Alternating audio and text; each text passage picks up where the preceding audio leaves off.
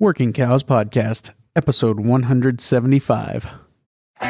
Welcome to the podcast that gives producers a platform to discuss and share paradigm-challenging practices. Practices that have increased the effectiveness of their operation and the joy that their families have received from this lifestyle.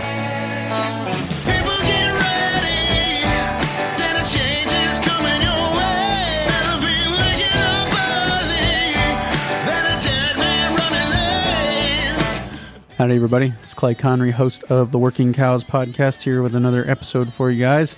Really excited to be joined today, and as always, we are powered by the Global Ag Network. Very excited to be joined today by Brian Alexander and CK from PastureMap. They are joining forces to release a new podcast, launching a week from today, and I will be guest for episode 0, so pretty cool privilege. Really glad to be on the ground floor of this new podcast called Ranching Reboot, and they are setting out to feature people who have started ranching in a new way or started from scratch or anything like that, just kind of about how a new generation is approaching ranching. So really excited to see more podcasts coming online. I was really excited to share my appearance on the Art of Range podcast with Tip Hudson this last week. I shared that out on social media. So if you missed that, go out to facebook.com/workingcows or twitter.com/YP Clay Connery and find that there. Very privileged to be there. Also excited about another new podcast coming online. I won't announce that yet until that new episode releases, but really excited to see some of these regenerative cow-focused podcasts coming online, and good opportunity there. So it's really good to have Brian and CK with me. Brian, CK, thanks for joining me today on the Working Cows Podcast. Thanks for having us here, Clay. It's a pleasure to be back again. I think this is 5 for me. CK, this is your first, yeah? This is my first. Yeah, so you guys are getting me out of the podcast closet. Is this your first podcast at all? Like first time we've recorded a few episodes, but because this is going to be episode 0, this is definitely my first podcast with someone who's done 175 episodes before. So it's still a very new world to me, and I don't know if I'm comfortable in it yet, but I am forcing myself to be comfortable in it, if that makes any sense. Absolutely. Yeah. There's no better way to learn. So you mentioned the start of the new podcast. I've been saying it for a long time. I think that's one of the hallmarks of podcasting is that all of us podcasters think there needs to be more podcasts in the world. And in an underserved niche like the agricultural niche, or even more underserved, the regenerative agricultural niche, we need more podcasts. So we're here today to announce the launch of the Ranching Reboot podcast coming up next week. You will be able to go and find a good source of a good stream of new content coming, and CK and Brian are the minds and the mouths behind that new podcast. So, Brian, could you give me a little bit of an introduction to how you got started and why you're starting now? Well, how I got started is you're one of the instigators, so it's partially your fault. You've been encouraging me for a long time. Every time we wrap up one of your podcasts, you tell me, "Hey, you need to do this." Almost every time we talk on the phone, you're like, "How about starting a podcast?" Dallas Mound has said something. Several friends of mine have said something. And when CK came to me and said, "Hey, let's do a podcast. We'll handle all the editing and releasing. All you got to do is just host it and find guests and interesting people to talk to."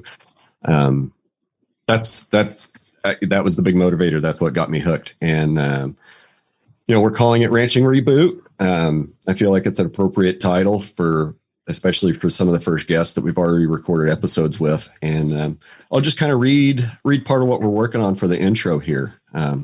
So in agriculture, we are the most underrepresented minorities in the country.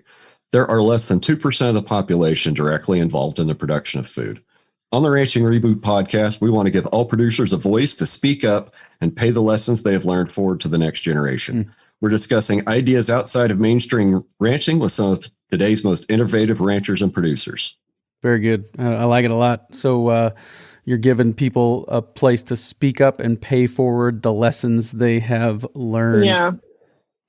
Can you talk a little bit about what that means? What the thought behind it? What's your idea behind that? I guess, Clay, it's kind of an outgrowth of some of the interactions we've been having lately on social media. And it's partially kind of a backlash to COVID. People are asking more questions about where their food comes from. And some of the engagement we're getting on social media, there's a lot of young people that are asking, well, how do I get into ranching? Where do you go to learn all this stuff? And, there's a lot of great podcasts out there. I mean, this is, Working Cows is one of them. Matter of fact, it's one how I got hooked on listening to the podcast. And we want to tell stories of the young guys, some of the young guys that have gotten started. And we want to try to speak to the people that are trying to start, or the people that aren't very far along on their journey that need to hear it from somebody else that's just a few steps ahead of them. So the first two guests that we have, the first one is really interesting, guys. He's only been doing it about 3 years. The second guest, he's been doing it about the same amount of time. Our third guest, young man, Macaulay Kincaid, recently Young Producer of the Year. He was great to talk to. He's only been doing it a few years. And then we followed that up. So episode 4, which I think is probably going to end up being like close to the beginning of April, maybe the end of March, is Mike Calicrate. And we had a really tremendous conversation with Mike about food systems and about beef and marketing and what people can do and what he thinks food systems should look like in an ideal future. And then we followed that up with Ariel Greenwood, who you've had on your show. She's just an outstanding young lady and got a wonderful perspective on life. So, I feel like I kind of need to defend something here. I said, we represent the minority, and, then the first 4 guests we have are white males. And I really want to change that. So I want to put the call out to the Working Cows podcast listeners. We want to talk to more women. We want to talk to more people of color. We want to talk to more, other people that aren't represented well with a voice in the agriculture sector, indigenous persons of color, and whatever the alphabet soup of the week is. I hope I didn't offend somebody. Well, I the first two of the first 3 guests I had were women, and I haven't been able to keep up that ratio, but it is a great industry for that reason, especially the regenerative side of it. There seems to be more involvement there and more opportunity and less of a barrier to entry in a lot of those ways. And so I think it is an interesting trajectory and an interesting arc to pursue as far as guests are concerned, and definitely an underserved group or group of people. And I guess as far as underserved, that's just everybody other than the white males, because honestly, that's been a lot of my guests too. So definitely opportunity there. So you said that you want to give them a platform to speak up and pay forward the lessons learned. Could you share some commonalities of the lessons learned that you guys have been talking about as you have embarked on this adventure and as you guys have been using this technology to capture some of these stories? Yeah, I think a huge one is not letting your neighbors dictate how you're going to do your management style, or if you have weeds growing. They just don't understand that if it makes poop, it's food, and it's not necessarily an undesirable plant. It's saying something about the soil health. And so I think you have to realize that your paradigm is going to be totally different than your neighbors. And it's okay if they don't understand you or if they think you're crazy, because at the end of the day, these people are, what I've been experiencing, more profitable and happier in the long run. Yeah, absolutely. CK, could you give a little bit of your background as it relates to regenerative agriculture? Yeah, so I've been really fortunate to kind of aggregate a ton of different experiences of ranchers with being in a growing position at PastureMap. So it's a software that you can use to do your cattle records and really robust grazing management. And so with that, I've just kind of been able to speak with on one-on-one basis ranches from all over the country. I mean, in different countries too, who have different family dynamics they're running, different management goals, and they're able to kind of give me the rundown of what they're dealing with, what their goals are, and how we fit into that realm of making them regenerative, healthier soils, or even just getting their team on the same page, I think is a huge thing, so that they know this is where the cattle are going next, and we all have the same vision. Yeah, absolutely. And we will have links in the show notes page for today, workingcows.net/175. I'll have links up there to my episode with Christine Sue, who was the founder of PastureMap. Am I right? Yes. Yep. Yes. And she has now moved on from there. Is she? So she has exited. The company was acquired by SoilWorks Natural Capital last April. And so Christine is still in San Francisco working in tech.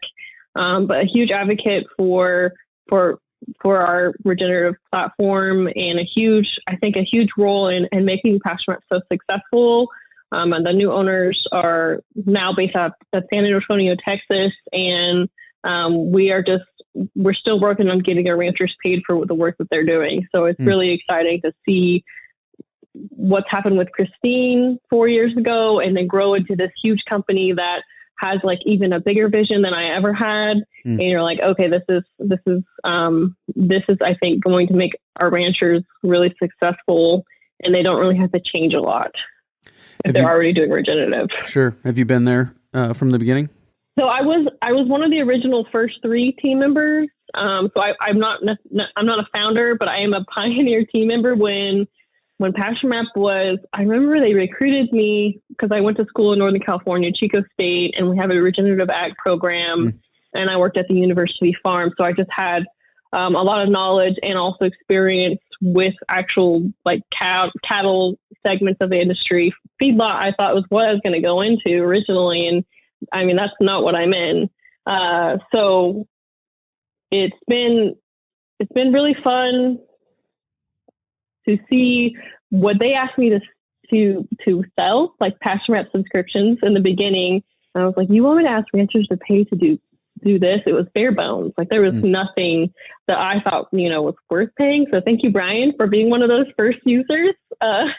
But once we started getting more feedback from ranchers, and they're like, we need a grazing chart. We need to do cell grazing. We need this for the herd records. We started building more and more and more. And now I'm actually like very proud of how the product looks. And so that's just been, for me, it's been a huge reward of all the sweat, equity, and tears that I put into staying with PastureMap. Because there was a ton of times I wanted to jump ship and be like, you know what, I could go work for an animal health company and make more money and not have to be so stressed that, we're not making ends meet to keep the power on. Yeah. Startup troubles. Absolutely. I remember some of those conversations. I mean, it was... Yeah. You're talking about getting ranchers paid for what they're doing. Is that carbon credits relation?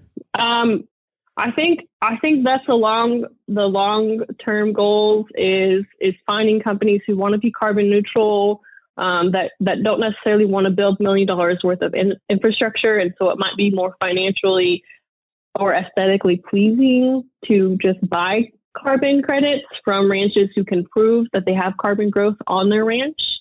So that is something that we're working on this quarter and this year, and it's still at the very beginning of that, but I think we're really close to releasing some information on that.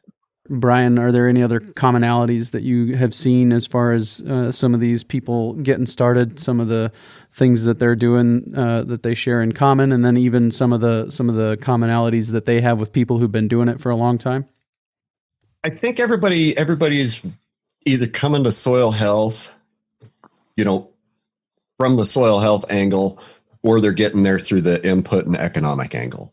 And I think it's really neat to see, there are different parts of the community that, that there are different sectors that are coming together. And there's some people that are getting there. Just said, like Adam Chappell out of Arkansas comes to mind. He couldn't afford to keep putting in the input costs, so he had to find a better way. And the more he kept adding biology, the better it worked. And Macaulay Kincaid said that a couple of weeks ago, which everybody gets to hear as an episode in a few weeks. So the cutting input cost and the low input costs is definitely a factor, definitely a common factor. What brings a lot of people there, and then of course the soil health angle. Absolutely. And that's my favorite, probably one of my favorite stories regarding that not being able to keep up with the inputs is Gabe Brown's story about the first year he bale grazed. He said, I bale grazed because I couldn't afford the twine to put in the baler, and then now you look at his situation, and I just am fresh back from Ranching for Profit, and Dallas Mount talked about being able to just stick your hands into the soil there. It's loose, it's aerated, it's porous, it's all those things, and you can just put your hands right into it and get down in there, and you don't need a shovel necessarily, at least in some spots. So just to see that transition happen and to see the return on investment that he's had is a pretty cool testimony of the power of regenerative agriculture. I got to tell a little story about Gabe Brown. So my dad, bless his heart, he was a Gabe Brown doubter for quite a while. He's converted.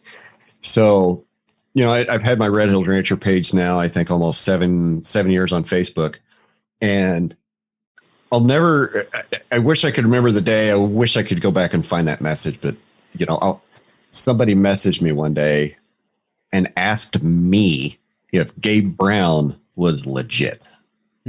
So that's kind of when I felt like I had a little bit of street cred on that day. So I had to message Gabe, or I think I emailed him like, Gabe, somebody just called me and asked me if you were legit. And he goes, yeah, that's funny. What do you think some of that doubt comes from? Is it the being so far outside the box with, the chickens and the pigs and the sheep and everything, or where does that doubt start for some people, do you think? I think that doubt is just kind of ingrained, because a lot of the regenerative principles and the things that, Gabe Brown and some of our podcast guests advocate are so contradictory to what mainstream ag wants you to believe and what the mainstream thought is in ranching. And it's so different that it's hard. I think it's just hard for a lot of people to wrap their head around such a big change and a different way of thinking. Whereas, a lot of guys just want a magic bullet, the reason soil health is complicated and it's hard is because they don't sell it in a box at the farm store. Yeah. And it's not a one size fits all either. Like every ranch. So I would always, whenever I do hear Gabe speak at conventions or conferences, and, you'll hear the people who are not bought into it. And they're like, well, we live in an arid environment and the desert is brittle and we don't get like 15 inches of rain or however many inches he gets. But, they're just comparing the context. And I'm like, well, he's talking about context the whole time. There's still some principles that should work for you.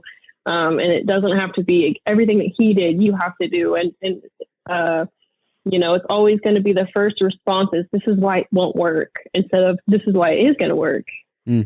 Yeah, absolutely. I think that there's a few things going on there. First of all, there's success envy. I think that's maybe just ingrained in human nature. We see somebody who's big and successful, and there's just this instantly wanting to throw shade or doubt on that success. And then I think the other thing is right to what you said. It doesn't come in a bottle. And, again, talking to next week, my guest next week is David Kleinschmidt from Understanding Ag. He's one of their educators, and also just being back from Ranching for Profit again. One of the things that we talked about, or one of the things that Dallas went out of his way to emphasize, is that I'm not here to give you a recipe. I'm not here to tell you this is how you make money. This is how you become profitable in ranching. And you hear that as the result of attending Ranching for Profit all the time. Is, well, we moved our calving date back to May and June. We stopped feeding hay. We started grazing our hay fields.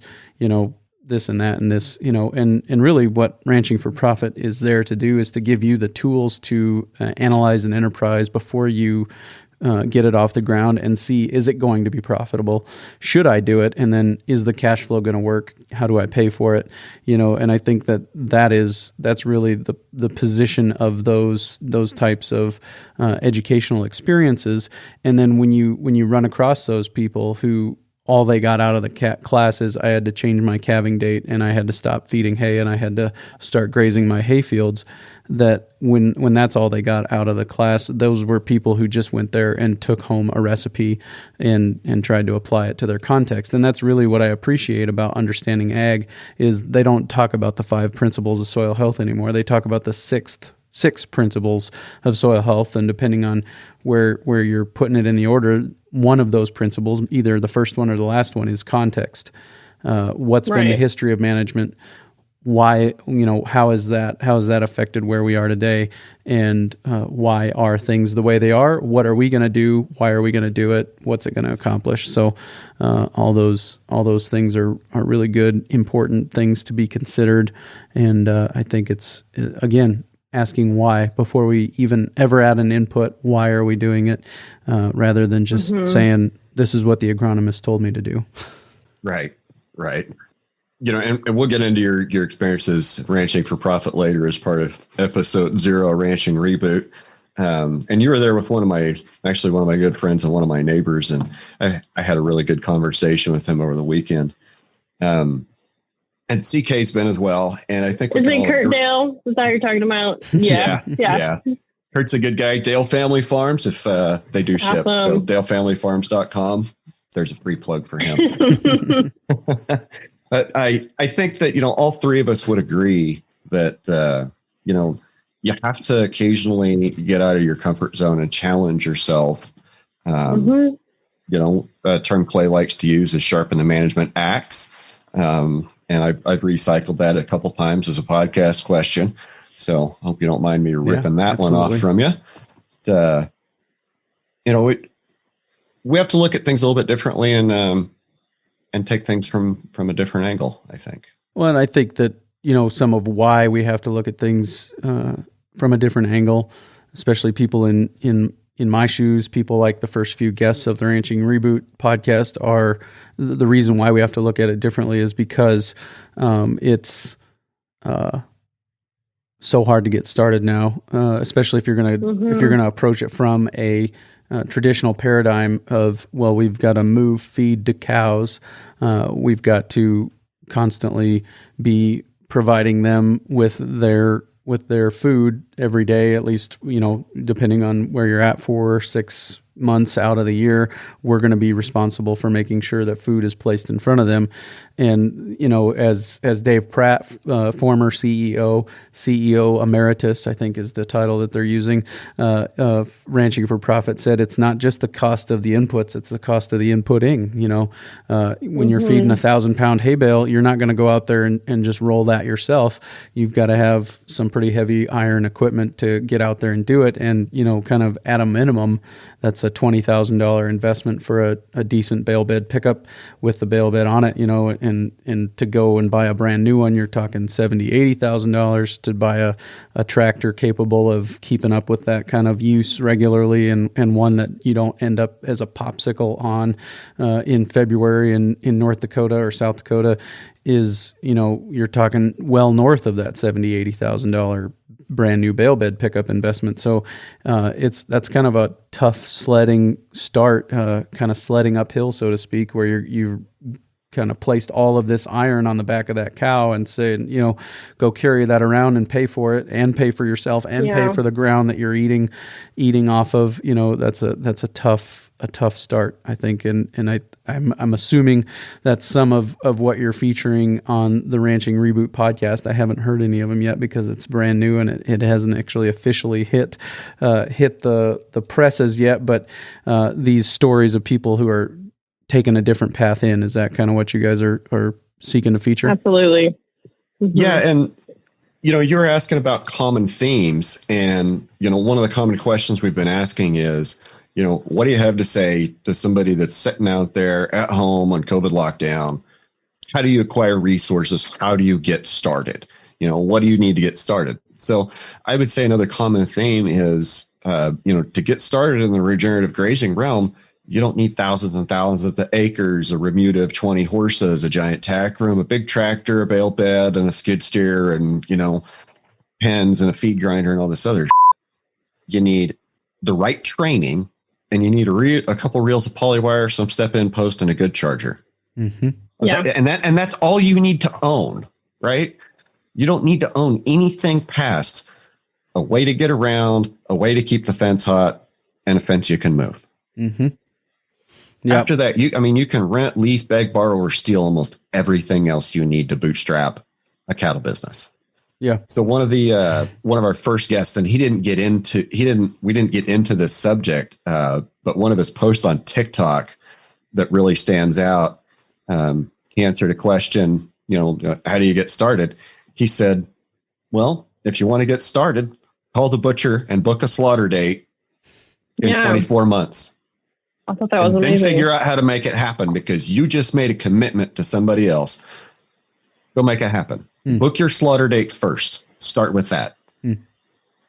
And then you have to meet that goal. Yeah. Yeah. Yeah. I mean, and it sounds like a lot of money for some people, I'm sure.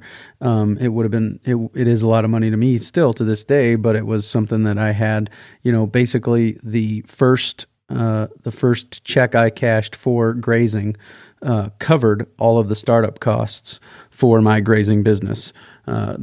The charger, the high tensile wire, the reels, the posts, pretty much all of that investment would have been covered by the first grazing check I cashed. And then there was another grazing check that came after they left, so it's kind of one of those, back to ranching for profit again. It's fresh on my mind. Sorry. But, make sure that your investments in the business pay themselves back in a year.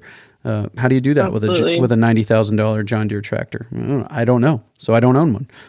or but $50,000 bale bed pickup. Right? Yeah, but I can do it. I can do it with reels, with step-in posts, with high tensile wire, with a good charger. All that stuff paid for itself in the first year, including 2,000 feet of poly pipe, so I can do portable water. Moving water with the cows. And so you said that you can beg, borrow, and steal everything else you need to get started. And that includes land and cattle. You don't have to have your own land. You don't have to have your own cattle. I would not advocate that. You could try. I'd like to see how that pan out. I'm just saying you don't have to own the cattle. You don't have to own the land.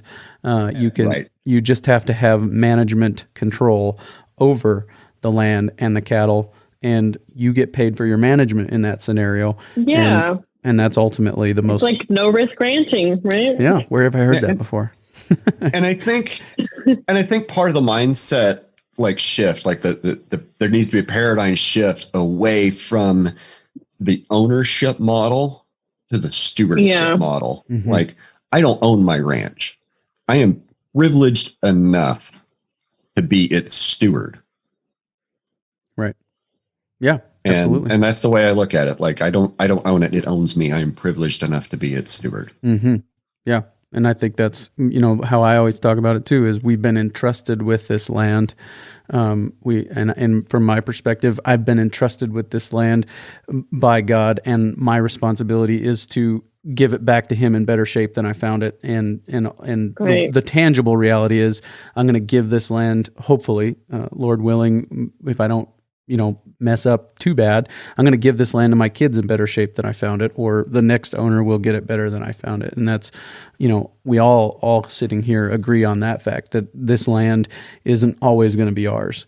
Nobody gets out alive. 1 out of 1 people dies. And so, somebody else is going to be managing the number one cause of death is birth.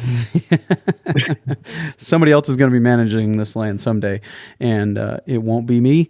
But hopefully, when I leave, they'll find it better than I did. I believe the appropriate quote would be, and it's attributed to Anonymous, would be, "It's not regenerative if you don't know who you're passing it on to." Yeah, absolutely. And that's the other half of this is where does it go from here? Do you have a plan? Do you have a plan in place for the next generation of stewards, of managers, of people who will take the reins and do that? Because are we building the machinery to grow the next generation of managers and of herdsmen? Is that machinery there? Yeah. No. We need to build that.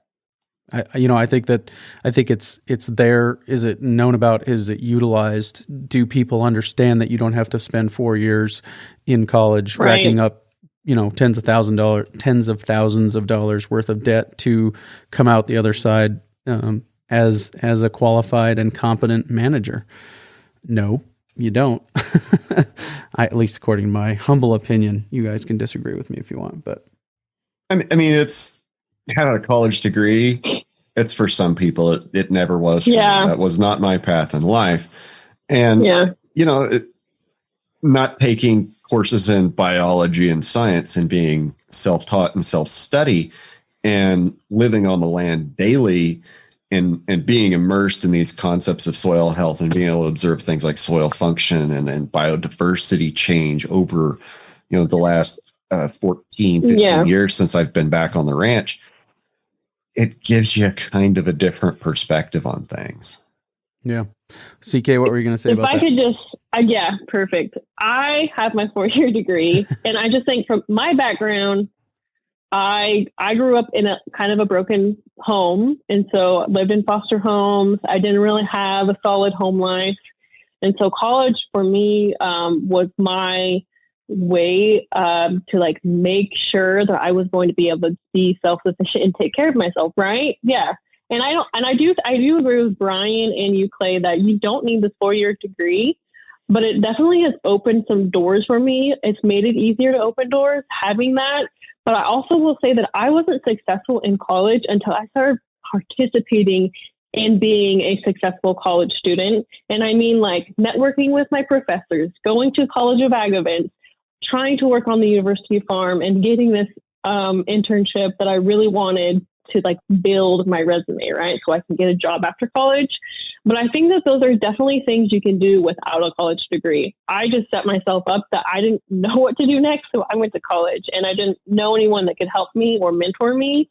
And so I think it definitely put me on a path of projection that I didn't have guidance for. And so I definitely agree with everyone where you can not go to college and be successful. And I think that ranchers, when they're asking for people to hire a ranch, they're like, we don't even need you to know anything about ranching. We just want you to be able to work hard and show up and be willing to learn to work hard.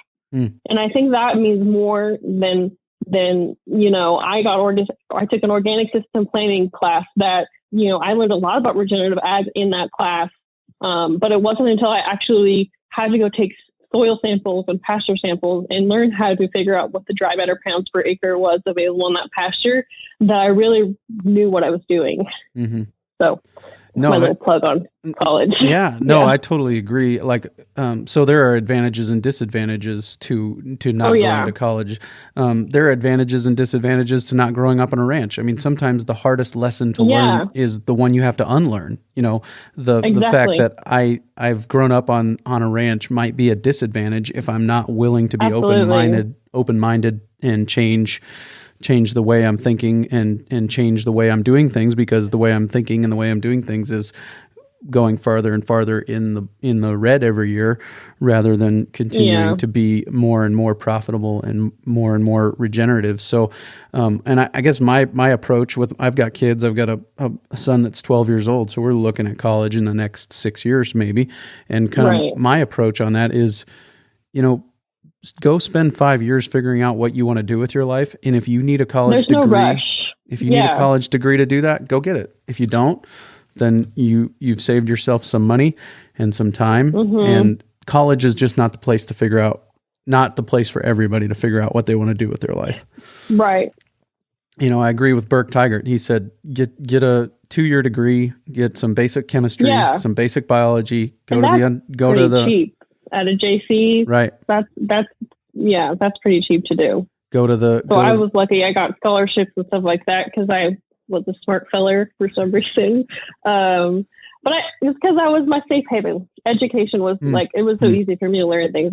My escape was learning stuff and getting straight A's. And my teachers, gave me the love when I got straight A's. So, no, I think you're right. And I think that there's no wrong viewpoint. I think people don't need to be rushed to be in debt. And I definitely agree with that. But if you are going to choose to go to college, be present and choose to be active and don't get some degree that's not going to be relevant at all.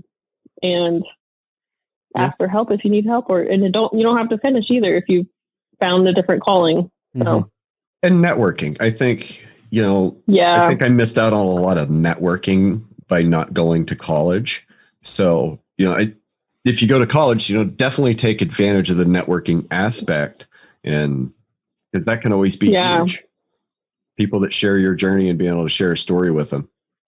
Yeah, absolutely. That's the advantage of any continuing education. You go home with a spreadsheet of phone numbers and email addresses that you can reach out to. Yeah, like Ranching for Profit. I met so many cool ranchers, and I know we're keep talking fish. You're welcome, Dallas. But I mean, I've had the best conversations while I was at Ranching for Profit because we all had the same goals as we want to improve our bottom line and not work so hard and work smarter, and then ask ourselves, why are we doing this? Is this really worth why we're doing this? Who are you guys trying to serve with the Ranching Reboot podcast? Who is your, I don't know, depending on who you listen to, I think the word they use is avatar or whatever. You've got a person in mind, and you've got a length of time in mind that is going to be listening to this podcast. So who are those folks that you're trying to serve with this podcast? I would say we're trying to serve the people that are trying to look at it from a different point of view, the people that are trying to get started and acquire resources. And that's what we focused on, the theme for our first 5 episodes that we already have recorded. We're episode 6 we have this will be episode 0, and you'll notice a quality in the microphone drop between episode 0 and episode 1, but I promise it does come back later. But the overall theme of our first 5 guests has been, how do you get started? What do you have to say to get started? Another one of my favorite questions to ask, and I'm going to hit you with it later, is what would you go back in time and tell yourself before you got started? What's the best piece of advice you wish you would have gotten on day one? Things like that. Want to hear the war stories from the guys in the trenches that have been there, done that, and learn some of these stupid lessons. And I want to pay it forward to other people and help them get started and get excited, not just about agriculture and regenerative agriculture and soil health, but excited about their food systems too. Yeah. What do you mean by that? Excited about the food systems? I guess a theme that I'm really trying to promote right now is shaking the hand that feeds you. And just start with that. Shake the hand that feeds you, even if it's only a little bit. It's just a place to start moving the lever. And what that does is that's connecting the consumer to the producer. And that's what we really have to do. If we really are serious about bringing profitability back into the cattle business, we have to connect the cattle producer with the beef consumer without, too many transfers of wealth and wealth extraction in that chain. Yeah. Mm-hmm. Yeah. So episode 177 of the Working Cows podcast, I'm going to record live at the Black Hills Stock Show. And I just talked to the guy on the phone who I will be recording that episode with. He's started a local meat processing plant. He's looking to scale another one up that will triple the capacity of the first one. And then after he's got the other one running at scale, he wants to go back and tear down the first one and rebuild it bigger. And while we were talking, I said, we can't eat every beef animal raised in South Dakota as South Dakotans, but we can feed every South Dakotan a South Dakota beef animal, so I think that is, that's a realistic thing that we can do. And I think that there's a lot of states that can be said of, and then we can dang sure start working towards chipping away at that feed supply that other people, in the Californias and the New Yorks and the Texases are consuming. We can start making those people, giving those people the opportunity to consume a larger percent of their diet from at least USA raised beef. And I've seen this return of the barber. We're starting to see the younger barbers coming in, and the new barbers with better branding and marketing, and them coming getting in away from the supercuts and sport clips model. And they're proud of it, right? They're proud to be barbers again. Yeah. And the straight razor, the straight razor shave, the hot towel shave, that stuff's all coming back. And I think closely on its heels is the return of the butcher and the butcher shop, where you can go in and I knew buy. That's where you're going. So I'm so excited about it. You'll definitely have to catch our episode with Mike Calicrate.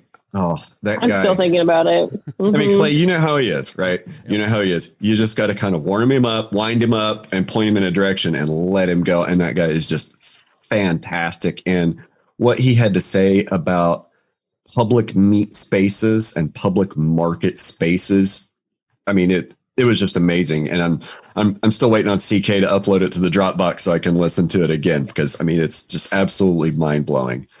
Yeah, no, it's I think, and I was thinking about that after I had my conversation with this guy. I was thinking about that, and I think, it's a lot of it is maybe a less than satisfying experience in the big box stores.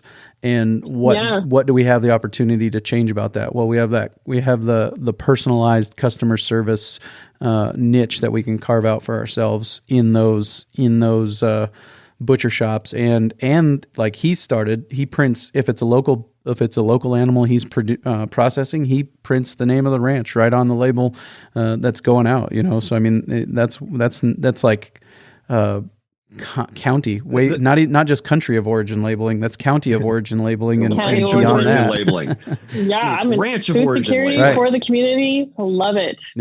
Yeah. So, and again, back to that greater return, another Gabe Brown quote. I think the average agriculturalist is keeping about 17 cents of the food dollar that's being spent on the food that they produced, so there's, as you said, there's these additions or subtractions from the value chain. Every middleman adds a little bit to it. And so if we can get back to keeping more of that food dollar in the pocket of the rancher that's producing it, then it's better for everybody, I think. And a lot of it's the miles, the food miles, and I'm going to throw it out there and bring the hate on social media. Don't care. It's intellectually. So I had a comment on one of my social media deals the other day, and it's kind of a running commentary about, meat-based diets are the most environmentally destructive thing ever. Eat less meat to save the environment. And, that's just so oversimplified that it's intellectual, and it's just so oversimplified. And I think we're lacking a lot of public education in this sphere. And that's why shaking the hand that feeds you is important, and knowing where your food dollar goes, how many miles you're on your food, because it's kind of intellectually dishonest to compare the carbon emissions or the energy required or the pollution from the feedlot commodity CAFO production system to a regenerative grass-fed system. Like, that argument shouldn't even exist after that Qantas International study came out like a year and a half ago.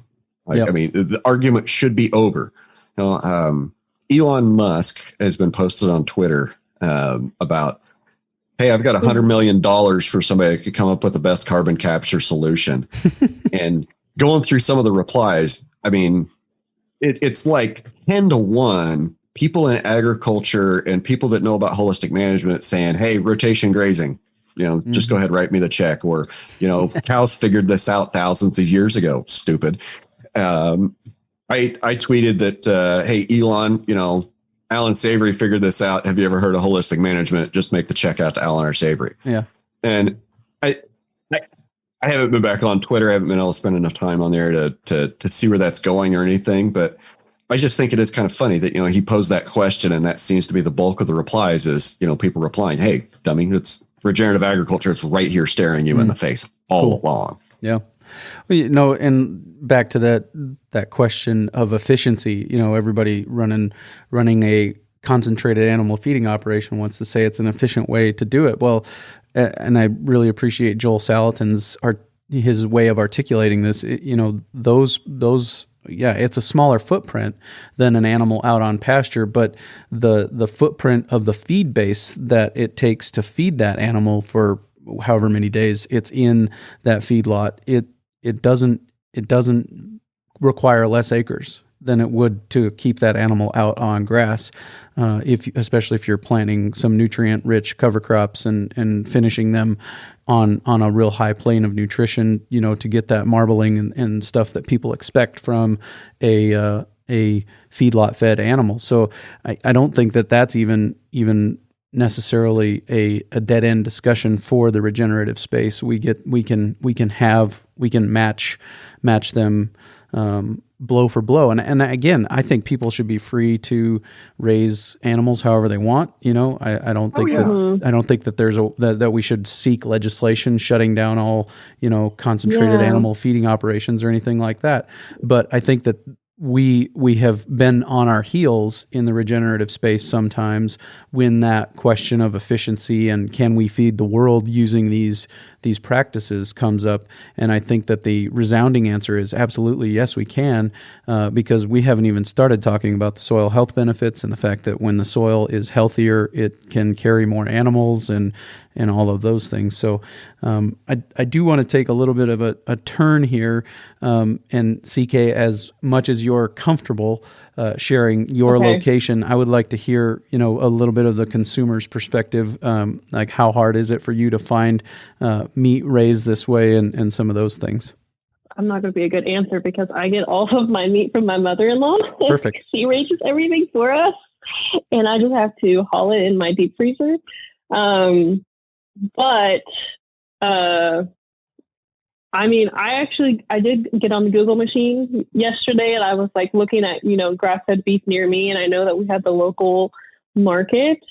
So that was what I would do, is I would just go to the community market, because more than I am into eating regenerative beef, I am to supporting the local community with my money. Mm-hmm. And so I think for me personally, that's how I prioritize my views. And so, go ahead, Brian. Yeah, that's the idea of the local vor, right? We talk about omnivore, herbivore, carnivore, the local vor, people eating food raised within 100 miles of home as much as possible, or whatever the distance is. Yeah. It's a question that's come up, quite a few times on my social media, and I like to send people to eatwild.com, and there may be people that have issues with that website, whatever.